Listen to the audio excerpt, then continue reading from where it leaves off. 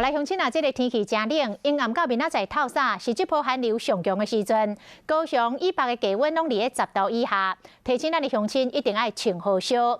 明仔载24了后，天气就会回暖，全台湾的高温拢会回到20度以上。也就是讲，这个明仔载开始有连3天，日头会出来电3天，但是到这个拜六要搁变天咯。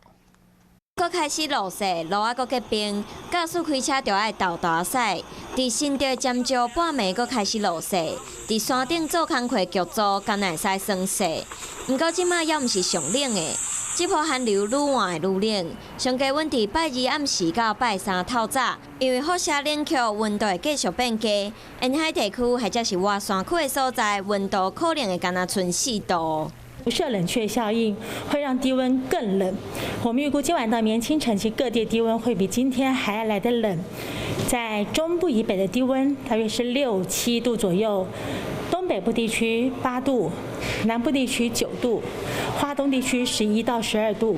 好消息是，拜3、24了，温度就会较低，而且袂落雨。北部、中部高温21度，南部有23度以上。拜4会搁较温暖，一直到拜5拢是舒适的好天气。不过拜6开始，阁会有另外一波冷空气落南。 星期6开始，各地的温度又要逐渐的下降，然后北部、东半部地区又开始有些下雨的机会了啊。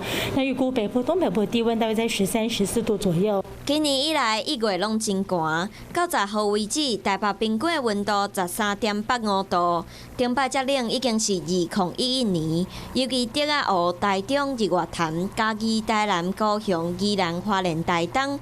顶摆1月遮尔冷，已经是1986年35年前。天气一时变温暖，一时搁变寒，观众朋友一定要注意气温的变化，才袂伤着身体。